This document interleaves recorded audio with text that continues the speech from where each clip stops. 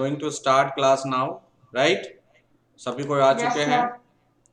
चलिए फटाफट, we are going to sharing the screen and start the class, right?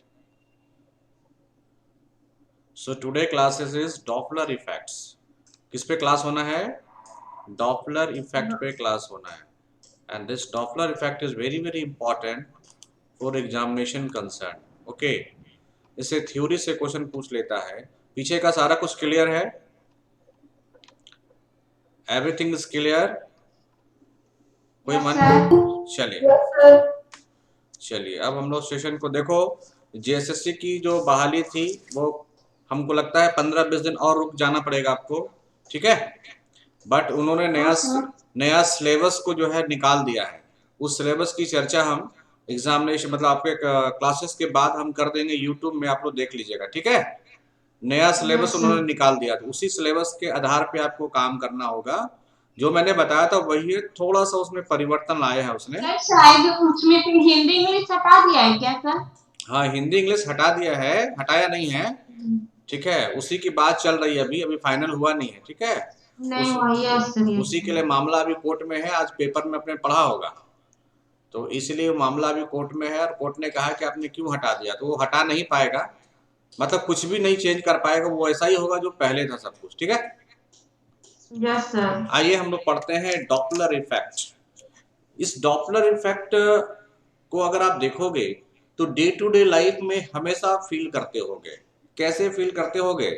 कि कभी आपने देखा है कि कोई एम्बुलेंस की गाड़ी आपके तरफ आती रहती है, तो ज्यों ज्यों वो आपके पास आता चला जाता है, उसका लाउडनेस क्या होता है, बढ़ता चला जाता है। ऐसा देखा आपने?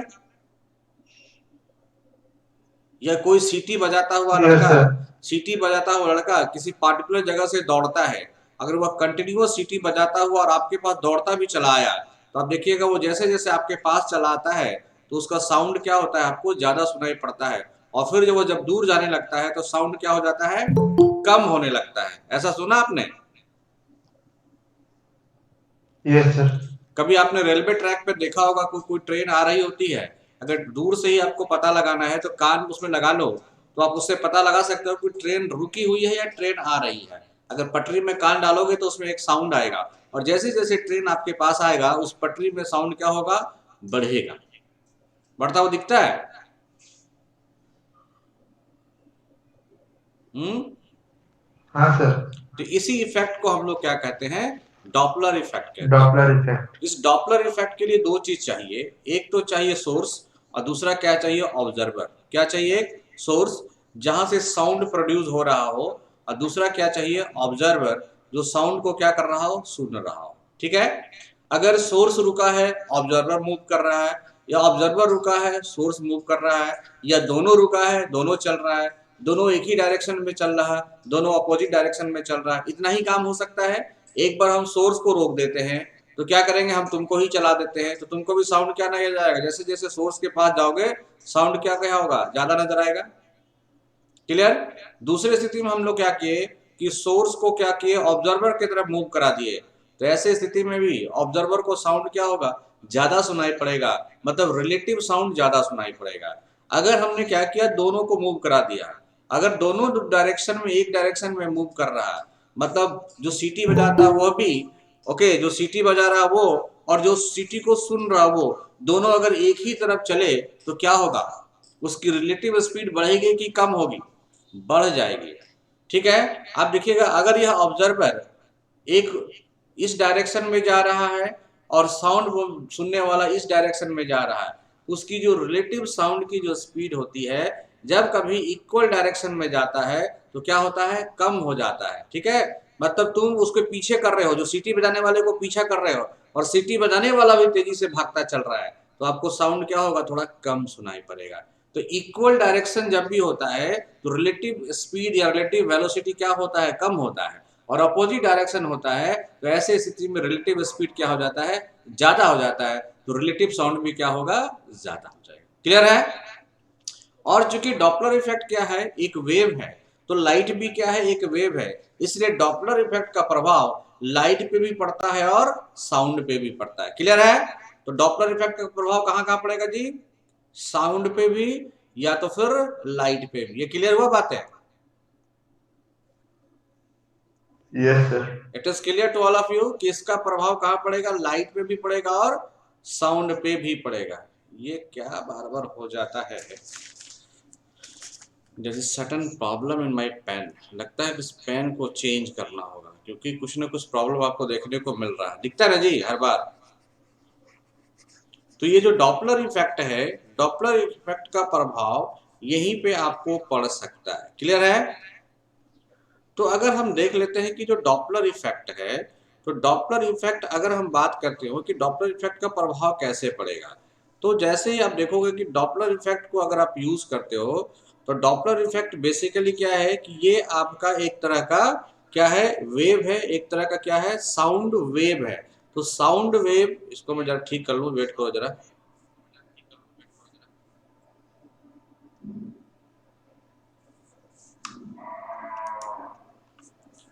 ठीक है, सामने सभी को आएगा सामने, आप आइए।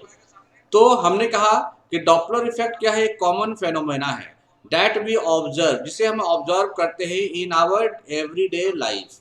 फर्स्ट इंस्टेंस अगर देखो, अगर हम पहली घटना देखते हैं, if you are standing on the footpath, अगर आप किसी फुटपाथ पे खड़े हो, आपने अचानक से पुलिस व्हीकल की साउंड सुनाई पड़ी जो आपकी ओर आ रहा है, तो फर्स्ट जो साउंड का सायरन होगा, सायरन इज फेंट होगा, मतलब कम सुनाई पड़ेगा, एंड इट्स गेट्स लाउडर, जैसे ही वो आपके करीब आएगा तो इसका साउंड क्या हो जाएगा, लाउडर हो जाएगा।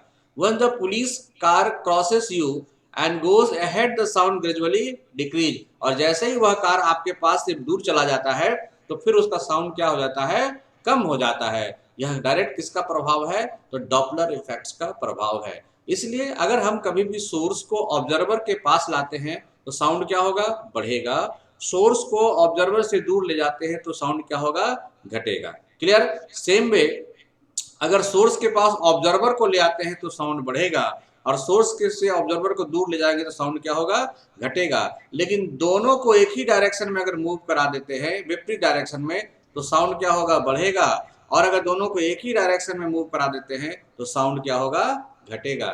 यही डॉपलर इफेक्ट का प्रभाव है। इससे कई बार क्वेश्चन पूछा जाता है। ठीक है, अब देखिए, डॉपलर प्रभाव एक सामान्य घटना है जिसे हम अपने दैनिक जीवन में खूब देखते हैं। उदाहरण के लिए, यदि आप फुटपाथ पर खड़े हो तो आप दूर से एक पुलिस वाहन को आते हुए सुनते हो। सबसे पहले सायरन की आवाज फीकी होती है, और जैसे जैसे वो वाहन आपके करीब पहुंचता है, इसकी आवाज क्या हो जाती है, तेज हो जाती है। एक बार जब पुलिस की गाड़ी आपको पार करती है और आगे बढ़ती है तो आवाज धीरे धीरे क्या होता है, कम होने लगती है। इस प्रभाव को मूल रूप से डॉपलर महोदय ने पहली बार ऑब्जर्व किया था। इसलिए इस तरह की घटना को हम लोग क्या कहते हैं, डॉपलर इफेक्ट कहते हैं। क्या कहते हैं, डॉपलर इफेक्ट कहते हैं। अगर देखो, when the source and observer are moving relative to each other, अगर आपका सोर्स भी है और वो भी है, दोनों एक दूसरे की तरफ जा रहा है, द फ्रीक्वेंसी ऑब्जर्व, तो जो आपके साउंड की जो फ्रीक्वेंसी होती है F A is different from the actual frequency produced by the source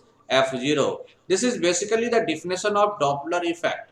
अगर आपने ऑब्जर्वर को जो फ्रीक्वेंसी सुनाई पड़ा था, वह फ्रीक्वेंसी से क्या होता है, अलग हो जाता है, क्योंकि इसका दोनों का क्या होता है, मूवमेंट चालू हो जाता है। क्लियर है? बोलिए, यहां तक क्लियर है? Yes sir. क्या समझे अभी मैंने क्या बोला, कि अगर सोर्स और ऑब्जर्वर दोनों को मूव करा देते हो तो जो ऑब्जर्वर रुका हुआ था उससे साउंड में क्या आ जाता है, डिफरेंस आ जाता है। ओके, उसमें क्या क्या आ यस जाता है, सर। डिफरेंस आ डिफरेंस जाता है। सर। तो अगर आप बात करोगे कि डॉपलर इफेक्ट्स को अगर हम देखें तो दो तीन कंडीशन हो सकता है, the motion of the observer, motion of the source and motion of the medium. जिस मीडियम में वह है उसकी गति भी प्रभावित होता है, और सोर्स की गति से भी प्रभावित होता है, और ऑब्जर्वर की भी गति से प्रभावित होता है। बार बार पूछा जाता है कि साउंड की जो इंटेंसिटी है, साउंड की इंटेंसिटी, इंटेंसिटी किन बातों पर डिपेंड करती है, तो मोशन ऑफ द ऑब्जर्वर, मतलब यहां से अगर एक टॉर्च जला रहे हो तो ये टॉर्च क्या, टॉर्च होते, यहाँ से अगर एक चोंगा बजा रहे हो तो चोंगा क्या हो गया, सोर्स हो गया।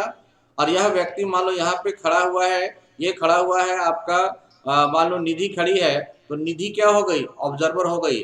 और निधि क्या है, अभी निधि मूव कर रही है, तो निधि अगर आगे मूव करेगी, जैसे जैसे ये सोर्स के पास पहुंचेगी, इसको ध्वनि क्या होगा, ज्यादा सुनाई पड़ेगा। क्लियर? अब हम दूसरी अवस्था में क्या करते हैं, निधि को ही रोक देते हैं और हम यहाँ पे जो आपका सोर्सेस है इस सोर्स को इसकी ओर मूव करना शुरू करते हैं, तो ये क्या हो जाता है, ये क्या होता है बताइए, इसकी साउंड क्या होती है, बढ़ जाती है। दूसरा, हम दोनों को क्या करते हैं, एक जगह पे रोक देते हैं और दोनों को इसका मीडियम ही मूव करने लगता है। जिस अवस्था में ये है इसकी मीडियम ही मूव करने लगती है। जैसे चलती ट्रेन में एक आदमी बोल रहा है और एक आदमी सुन रहा है, लेकिन इस चलती ट्रेन में आवाज कुछ अलग हो जाता है, होता है कि नहीं होता है, क्यों, इसके मीडियम में वेलोसिटी आ जाती है और रिलेटिव वेलोसिटी देखने को मिल जाती है। इसका मतलब साउंड का प्रभाव जो श्रोतागण है उससे, वह अगर गति में हो या जहां से साउंड निकलता है वह गति में हो और जिस मीडियम में वह आ गया है वह गति में हो, तो तीनों के कारण जो है साउंड को क्या होता है, प्रभावित किया जा सकता है। क्लियर। तो इसी बात को डॉपलर महोदय ने देखा था और इसके लिए उन्होंने एक फार्मूला दिया था कि इस फार्मूला से आप डॉपलर प्रभाव के कई केसेस को निकाल सकते हो। तो ये इस तरह के फार्मूला जो है हायर क्लासेस में आपको ज्यादा देखने को मिलेगी। आपके कंपटीशन में तो ये सवाल नहीं पूछेगा फार्मूला से, फिर भी आप फार्मूला जान लो कि डॉपलर प्रभाव का जो फार्मूला होता है वह डॉपलर प्रभाव का फार्मूला क्या होता है।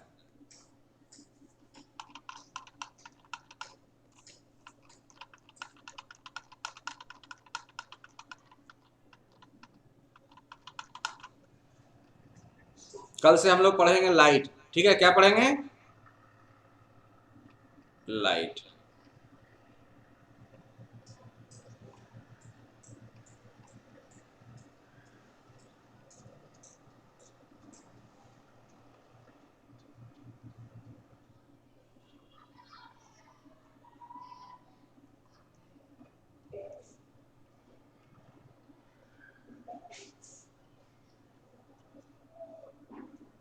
ठीक है, अब हम अगर चाहते हैं कि डॉपलर के प्रभाव को किसी फार्मूला के द्वारा निरूपित किया जाए तो आपके पास फार्मूला भी मेंशन है, आप लोग लिख सकते हो इस फार्मूला को।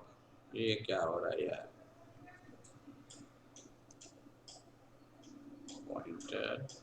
सर पेन में आपका खराबी है सर। पेन में नहीं खराबी है, इसमें जो है ना अभी हाथ में जो हमने जेल लगाए ना, वो जेल के कारण जो होता है टच प्रॉब्लम कर रहा है।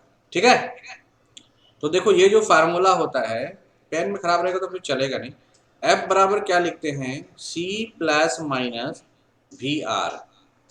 दूसरा फार्मूला क्या है, C plus minus V S, और ये किसके कांस्टेंट के बराबर होता है, तो F0 के कांस्टेंट के बराबर होता है। ठीक है, इस फार्मूला को पहले लिखो।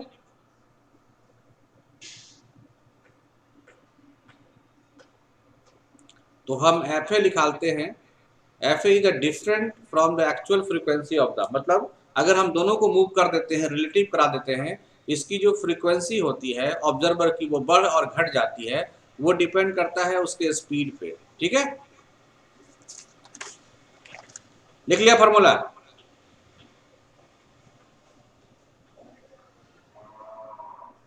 अब देखो, तो डॉपलर इफेक्ट के जो फार्मूला को आपने लिखा था, ये लिखा था आपने Fa बराबर क्या था, C plus minus V R बटा आपने क्या लिखा, यही प्रॉब्लम कर रहा है, जो जेली लगा देता हूं ना हैंड में, ये प्रॉब्लम करता है और कोई बात नहीं। आपने आप लिखा Fa बराबर C plus minus V R by C plus minus V S, और यहाँ पे आपने कांस्टेंट दे दिया F0। अब देखो ये क्या बोलता है, वी आर क्या है, speed of the receiver relative to the medium, medium के रिस्पेक्ट में जो साउंड को रिसीव करता है ऑब्जर्वर रिसीव करता है उसका ये वेलोसिटी है। और Vc क्या है, speed of the source relative to the medium, तो जो मीडियम का सोर्स है उसका रिस्पेक्ट में करता है। अगर इसको कर दोगे ये फार्मूला आपके सामने आता है और Fa का वैल्यू मिल जाएगा, और Fa क्या है, वो फ्रीक्वेंसी है जब आपका मीडियम भी मूव कर रहा होता है तब। ठीक है, ये फार्मूला सिर्फ जान लो, इससे आपको क्वेश्चन पूछा नहीं जाएगा।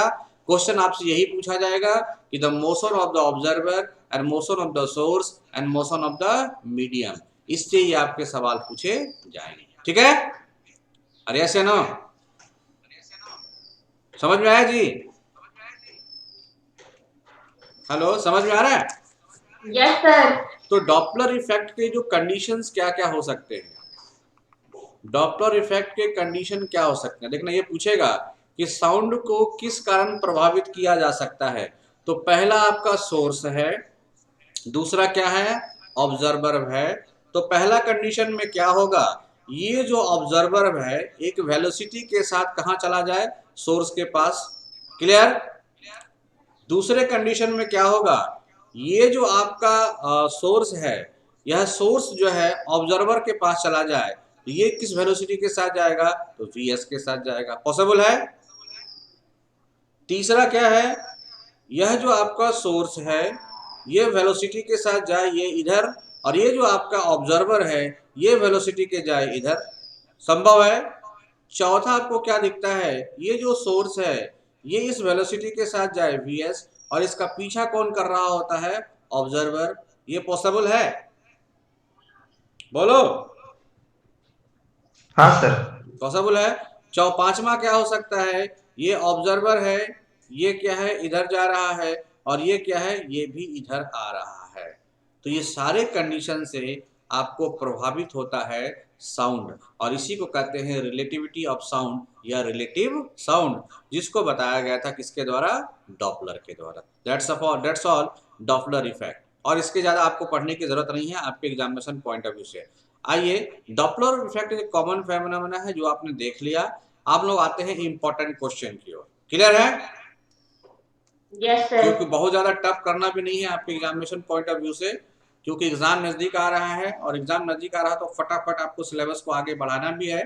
तो पहला क्वेश्चन है, ईयर ड्रम। ईयर ड्रम में सुनते हो जो कान के जो पर्दे होते हैं, ear drum is a part of.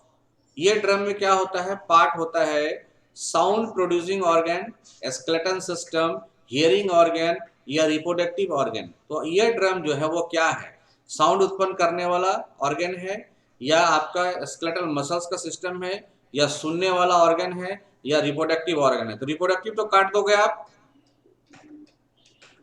Bone वाला भी काट दोगे। अब दो में पहुंचता है क्या, साउंड प्रोड्यूसिंग ऑर्गन है या हियरिंग ऑर्गन है। ईयर ड्रम क्या है, ईयर ड्रम मतलब समझो कान, तो कान सुनता है कि बोलता है जी? आवाज नहीं आ रहा। सुनता है ना, तो क्या होगा, it is a hearing organ. Clear? Next question, large amplitude of sound vibration will produce. अगर साउंड का जो वाइब्रेशन है, जो वाइब्रेशन हो रहा है उसमें एम्पलीट्यूड बहुत ज्यादा होता होगा। तो एम्पलीट्यूड मैंने आपको कल ही बताया था कि एम्पलीट्यूड जब भी आप देखोगे तो एम्पलीट्यूड को किससे कंसल्ट करोगे, एनर्जी से। अगर उसके पास एनर्जी ज्यादा है तो साउंड का एम्पलीट्यूड क्या होगा, ज्यादा होगा।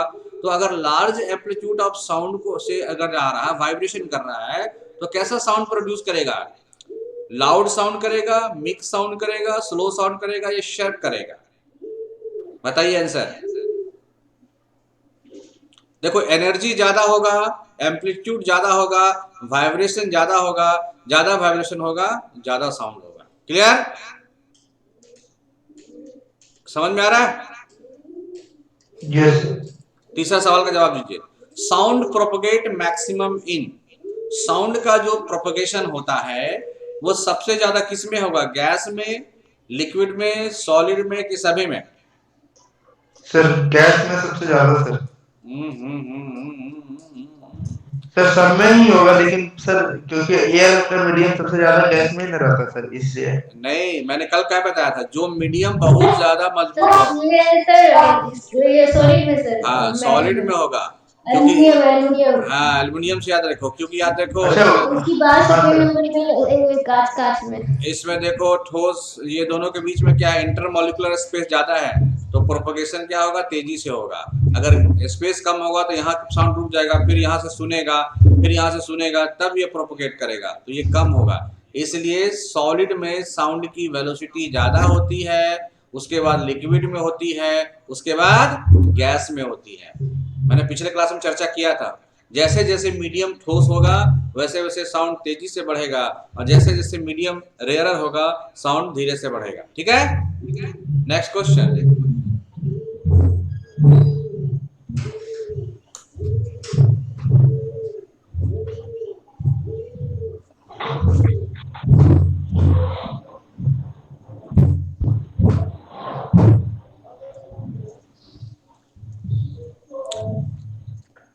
क्लियर है?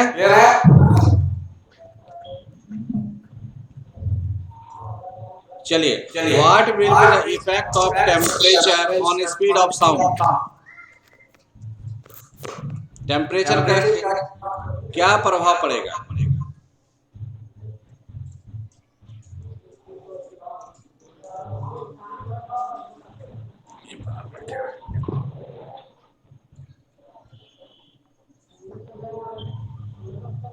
The speed of the sound decrease with the increase of the temperature of the mediums. बताइएगा क्या प्रभाव पड़ेगा? Sir What will be the effect of temperature on speed of sound? The speed of sound decrease with the increase of temperature of the medium. देखो यह medium बोल रहा है, मतलब यहाँ पे जो मीडियम है, इस मीडियम में तापमान को आप बढ़ा दोगे, तो जैसे ही तापमान को बढ़ाओगे तो मीडियम क्या होगा? क्लियर हो जाएगा। ठीक है, इसलिए the speed of sound increase with the increase of the temperature of the medium sir. क्योंकि जैसे मानो यहाँ पे कोहरा है, घना है, पानी है, कुछ भी है, जैसे तापमान दोगे कोहरा, घना, पानी सब क्या होगा? हट जाएगा, और साउंड क्या है? आराम से प्रोपोगेट कर जाएगा। उसके लिए मीडियम क्लियर हो जाएगा। लेकिन ऐसा नहीं कि मीडियम नहीं रहेगा। ठीक है, next, when a motor boat in a sea travel faster than sound then wave just like double आ रही है सर। आपकी आवाज डबल आ रही है। डबल आ रही है, अब सिंगल हो गया? Yes, sir. चलो, when a motor boat in a sea travel faster than sound, then wave just like shock wave are produced on the surface of water. Okay, these waves are, इस waves को क्या कहते हैं? Shock waves, Doppler waves, reflected waves और बॉ waves.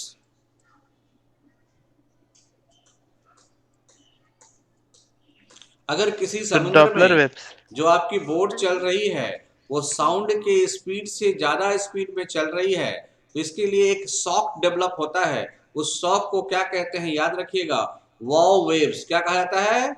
वाव waves कहा जाता है। व्हेन, जब आपका जो है वाटर पे जो है आपका कोई बोट चल रहा हो, वो साउंड के स्पीड से ज्यादा चल रहा हो। ठीक है, next, sound is produced due to, ये तो बताइए।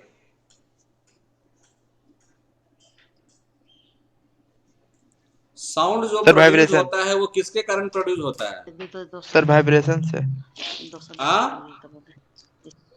वाइब्रेशन, दैट इज फ्रिक्शन की सर्कुलेशन की वाइब्रेशन की रिफ्रैक्शन। देखो, फ्रिक्शन क्या होता है? वो मोशन को अपोज करता है, तो ये तो होने से रहा, काट दीजिए। सर्कुलेशन क्या होता है? ब्लड का सर्कुलेशन, हटा दीजिए। अब रिफ्रैक्शन होगा जब साउंड प्रोड्यूस होगा तब ना रिफ्रैक्शन होगा। तो आंसर क्या होगा? Vibration. Answer is your vibration. तो साउंड किससे प्रोड्यूस होता है? वाइब्रेशन से। Sound is slowest in, sound सबसे कम होगा एयर में, लिक्विड में, सॉलिड में, वैक्यूम में। बहुत अच्छा क्वेश्चन है सर। वैक्यूम, वैक्यूम में तो साउंड होगा ही नहीं, नो साउंड। तो यहाँ तो वैक्यूम में नो साउंड होगा। अब क्या है? सॉलिड लिक्विड, तो क्या होगा? एयर। सर एयर ही से तो मीडियम बनता है ना सर, वही तो बोल रहे हैं। रुको, तुम्हारा साउंड नहीं आ रहा, कुछ प्रॉब्लम है। अब बोलो सर। एयर के ही मीडियम के थ्रू ना साउंड जाता है सर। तुम कंफ्यूज कर रहे हो गौरव। कल मैंने बताया था कि जो मीडियम होता है वो 3 तरह का है। पहला मीडियम है एयर, एयर को कहते हैं गैसेस मीडियम। दूसरा मीडियम मैंने बताया था आपको, क्या कहते हैं? लिक्विड, लिक्विड या वाटर। और तीसरा मीडियम क्या बताया था? ठोस या सॉलिड। तो जो सॉलिड में होता है वो मॉलिक्यूल काफ़ी कॉम्पैक्ट होता है, तो एनर्जी का यहाँ से यहाँ ट्रांसफर होना आसान होता है। थोड़ा सा लिक्विड होगा तो मॉलिक्यूल क्या होगा? दूर चला जाएगा, तो यहाँ से जम करने में समय लग जाता है। और गैस में मॉलिक्यूल तो काफ़ी दूर हो जाते हैं, तो और ज़्यादा समय लग जाता है। ठीक है, इसलिए एयर क्या है? गैसेस मीडियम है, इस मीडियम में साउंड क्या होगा, कम होगा, इसके बाद लिक्विड में होगा, और इसके बाद क्या होगा, साउंड में होगा। और वैक्यूम का मतलब नो मीडियम, तो बिना मीडियम का तो साउंड चलता नहीं है, इसलिए यहाँ पे तो साउंड होगा ही नहीं, इसलिए आंसर करने की जरूरत होगी क्या, एयर। देखिएगा इसमें 90% लोग क्या मार के आएंगे, 99% लोग मार के आएंगे क्या, वैक्यूम। और यही छोटा छोटा क्वेश्चन आपको एग्जाम में फंसा देता है। ठीक है, क्लियर हुआ गौरव? हाँ सर, हो गया। मतलब rare the medium, rare the sound, denser the medium, denser the sound. Compression and refraction are due to movement of air molecule, vibration of air molecule, variability of the air pressure. तो क्या होगा, जहां compression आ गया तो क्या लिखिएगा, air pressure. Sound wave travel eight, इसको बनाइए, साउंड वेव ट्रेवल एट, साधना बनाओ, same speed in different mediums, different speed in same medium, different speed in different mediums, highest speed in vacuums. तो सबसे पहले इसको एलिमिनेट करने का कोशिश करो कि कौन नहीं होगा। हमेशा जब भी आप क्वेश्चन को बनाइएगा तो एलिमिनेशन टेक्निक से बनाओगे डियर, काफी सक्सेस करोगे। तो देखो हमने कहा या क्या लिखा है, हाईएस्ट स्पीड इन वैक्यूम। अभी जस्ट पढ़े थे कि वैक्यूम में तो साउंड होता ही नहीं है, तो स्पीड की बात ही नहीं होगी, खत्म। Same speed in different medium, ऐसा होगा क्या, तो ये दोनों खत्म हो, क्योंकि डिफरेंट स्पीड होता है डिफरेंट मीडियम में। अभी तो चर्चा किया कि साउंड क्या होता है, गैस में अलग है, सॉलिड में अलग है, वाटर में अलग है, तो ये दोनों खत्म। अब different speed in same medium, तो क्या सेम मीडियम में साउंड का डिफरेंट स्पीड हो सकता है, हो सकता है। Different speed in different medium, ये भी हो सकता है, दोनों काफी क्लोज है, काफी क्लोज है। लेकिन अगर एक ही सोर्स है, यहां तो मान लो ये सोर्स तो दिया नहीं है, सोर्स एक ही है, तो different speed in different medium होगा। लेकिन अगर सोर्स अलग अलग हो जाएगा तो different speed in same medium भी हो जाएगा। जैसे एक ही मीडियम में कोई बड़ा चोंगा लगा के बोल रहा है, कोई छोटा चोंगा लगा के बोल रहा है, दोनों का स्पीड अलग होगा कि नहीं होगा, होगा ना जी। लेकिन यहाँ पे क्या है, सोर्स अगर कॉमन है, तो अगर कुछ नहीं दिया हुआ है तो हम लोग क्या मानेंगे, सोर्स को कॉमन मानेंगे। इस स्थिति में different speed in different medium.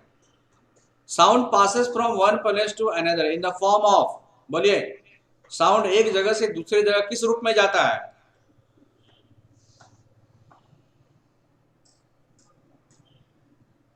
बहुत तगड़ा क्वेश्चन है, बहुत तगड़ा क्वेश्चन है, विकेट गिरेगा। साउंड एक जगह से दूसरे जगह किस रूप में जाता है, आपने देखा होगा सर, वेव भी। वेरी गुड, आंसर क्या होगा, वेव के रूप में जाता है। साउंड एनर्जी है, लाइट का तो हटा ही देंगे, रेस का तो हटा ही देंगे, क्योंकि लाइट का रेस से संबंध है, आंसर इसी दोनों में फंसता है ना। रेस माने होता है किरण, तो साउंड से तो किरण का कोई मतलब नहीं है, ऊर्जा से कोई प्रकाश से कोई मतलब नहीं है, दोनों हटा दीजिए। अब ऊर्जा और वेव में, तो साउंड एक टाइप ऑफ एनर्जी, लेकिन वो कैसे जाता है, तो वेव के थ्रू जाता है, इसलिए आंसर क्या होगा, wave.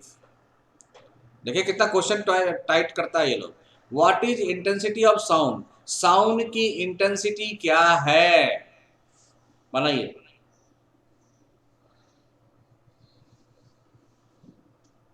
It is inversely proportional to the square of the distance of point from the source। मतलब ये सोर्स और यहाँ दोनों जब व्यक्ति बैठा है, इस दोनों के बीच का जो डिस्टेंस है उसका कहता है स्क्वायर होगा 1/, इसका किसका, फ्रीक्वेंसी को, फ्रीक्वेंसी बोलता है होगा, ऐसा होगा ना जी, बिल्कुल ही होगा। That it is directly proportional to the square of the amplitude of vibration. ये तो सब कोई जानते हैं कि साउंड जो होता है किस पे डिपेंड करता है, एम्पलीट्यूड पे, और एम्पलीट्यूड किस पे डिपेंड करता है, उस व्यक्ति की एनर्जी पे। तो जितना अधिक एनर्जी उतना अधिक एम्पलीट्यूड उतना अधिक sound, so answer is both A and B. Clear, बोलिए, जवाब नहीं आ रहा आप लोग तरफ से। Yes sir. The pitch of sound depend upon, जो साउंड की जो पिच होती है वो किस पे डिपेंड करती है, सर फ्रीक्वेंसी, अब एम्पलीट्यूड दोनों में सर, नहीं, फ्रीक्वेंसी पे। आपने फ्रीक्वेंसी के, हाँ जी, आप देखिए फ्रीक्वेंसी मतलब 1/टाइम। आपके पास ऊर्जा बहुत ज्यादा है, लेकिन you are not able to propagate, और आप बोल नहीं पाते हो, तो कम समय में हमको ज्यादा सुनाई पड़ेगा क्या? नहीं सर। तो इसलिए साउंड किस पे डिपेंड करता है? फ्रीक्वेंसी पे। फ्रीक्वेंसी पे। काफी इंपॉर्टेंट सवाल। इधर देखिए, छोटा छोटा बात है, नहीं पकड़िएगा एग्जाम में करवा दिएगा।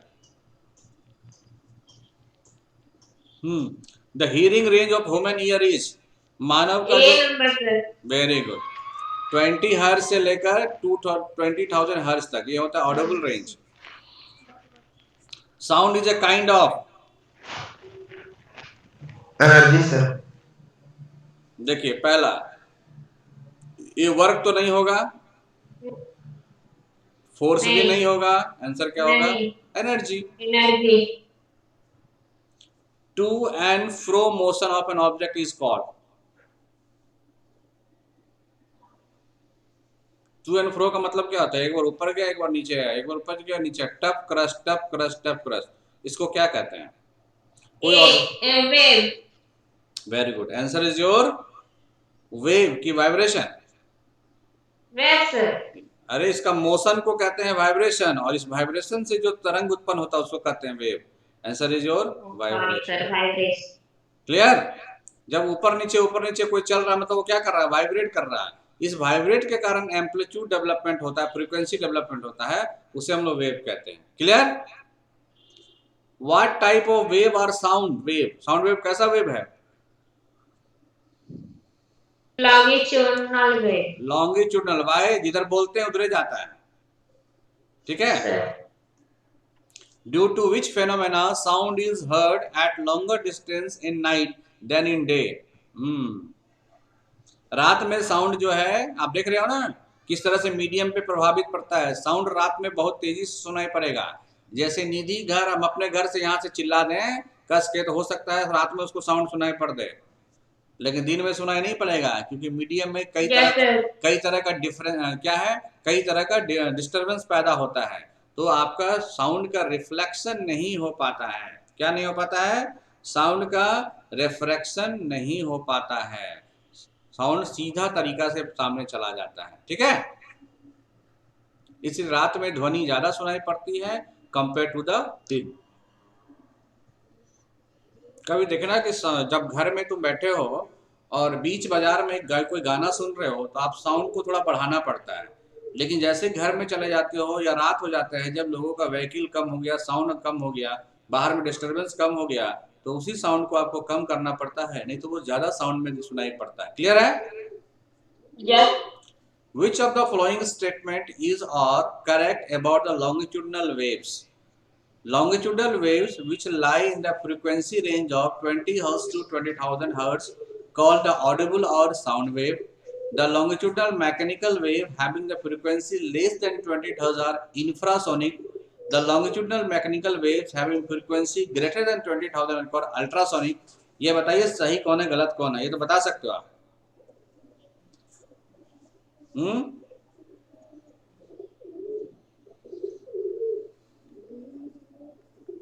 ऑडिबल मतलब बताया था मैंने, 20 हर्ट्ज से 20,000, घर में नहीं पढ़ते हो, 20,000 हर्ट्ज मैंने बताया था कि अगर इससे कम होगा तो हम लोग नहीं सुन पाते हैं, तो इसको इंफ्रा कहते हैं, और ये ज्यादा होता है फिर भी हम नहीं सुन पाते हैं, इसको अल्ट्रा कहते हैं, इसको चमगादड़ वगैरह सुन लेता है। तो इसमें आंसर क्या होगा? All of this. Sound wave have amplitude only, frequency and wavelength, amplitude, frequency and wavelength, amplitude and wavelength only. क्या होता है साउंड वेव में, ये तो बताइएगा। लिखाए थे साउंड का करेक्टर बताए थे, एम्पलीट्यूड होगा, फ्रीक्वेंसी होगा और वेवलेंथ होगा। Sound is A form of energy, form of energy, form of power, form of transverse wave and form of longitudinal waves. तो साउंड क्या है? एक तरह का longitudinal waves. The voice box is called stomach, तो नहीं होगा, पेट तो नहीं होता वॉइस बॉक्स, हार्ट भी तो नहीं होगा, आप दो में फंस गए, हमेशा दो में फंसिएगा, ठीक है? लैर्नेक्स और माउथ, तो वॉइस बॉक्स क्या, लैर्नेक्स होगा कि माउथ होगा? माउथ तो मुंह होगा, कभी आपने सुना था मुंह बोलने के लिए काम आता है? नहीं, वॉइस बॉक्स। तो वॉइस बॉक्स में एक एग्जांपल बन रहा है किसका? लैरिंक्स का। कल चर्चा भी किए थे ना लैरिंक्स। जैसे आप देखो यहाँ गला से नीचे उतरोगे एक तरह का ऐसे तरह का उभार हो जाता है, देख रहे हो, और यहीं पे वाइब्रेशन प्रोड्यूस होता है जो साउंड के रूप में निकलता है, इसको कहते हैं larynx. What is the speed of sound in air? बताइए, बोले थे याद करने। B number sir 332। Very good, 332 metre पर सेकेंड ये है एयर के अंदर।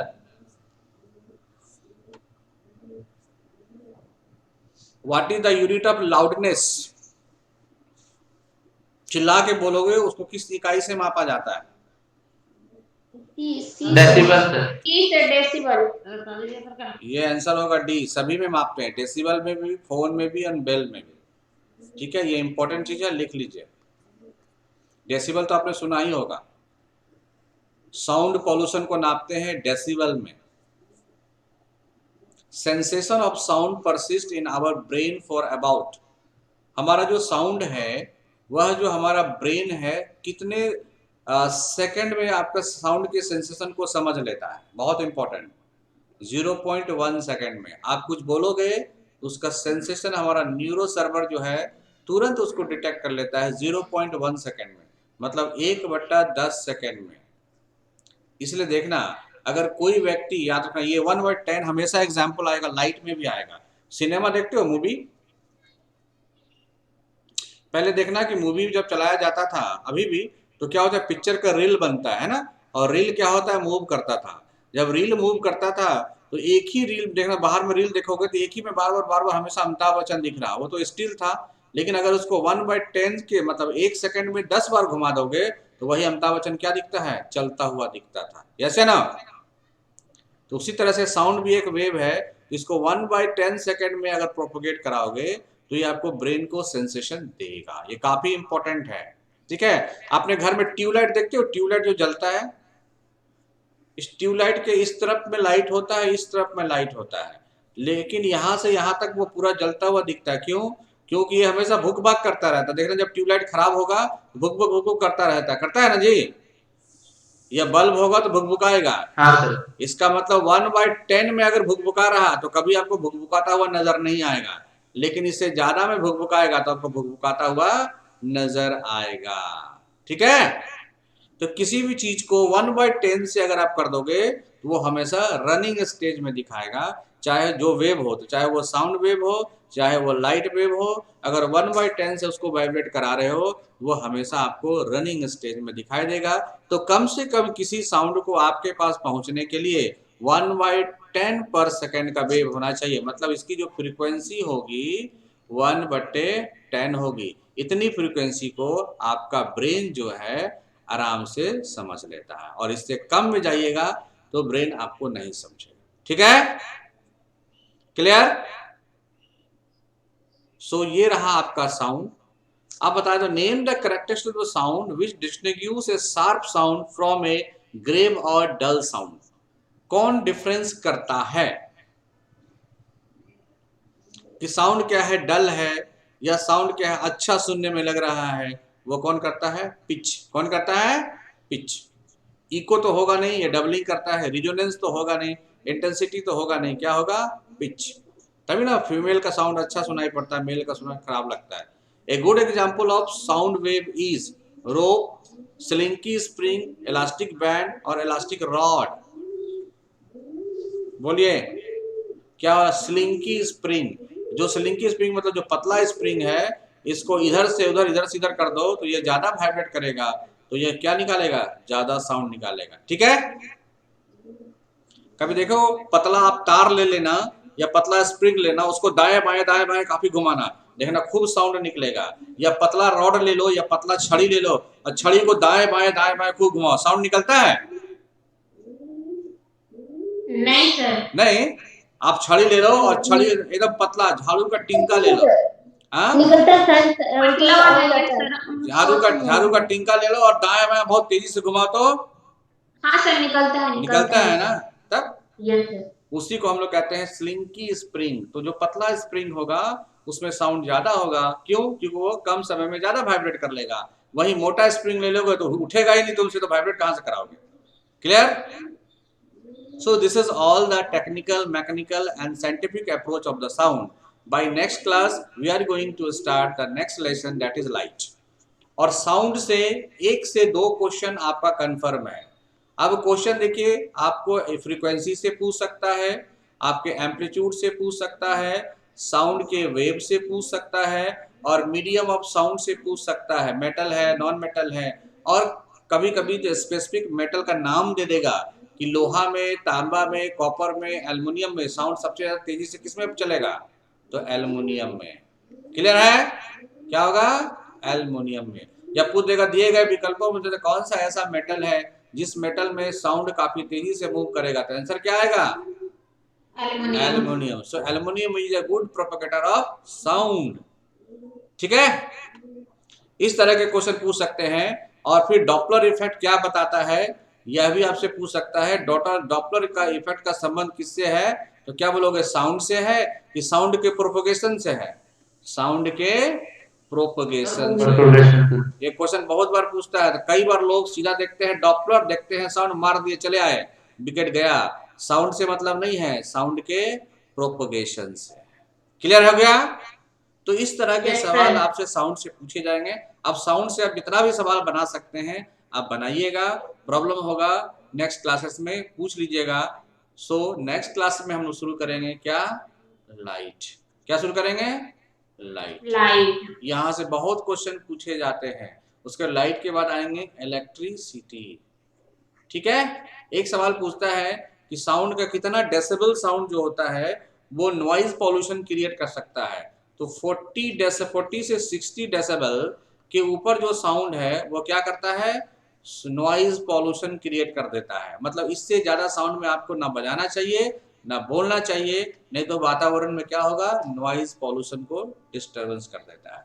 ठीक है? Yes sir. चलिए, एंड ऑफ टुडे क्लासेस। अब हम लोग परसों के क्लासेस में हम लोग सीधा देखेंगे लाइट। Thank you sir. चलिए, very good. Thank you sir. समझ में आया? Yes sir. बहुत बढ़िया से। जैसे सीखो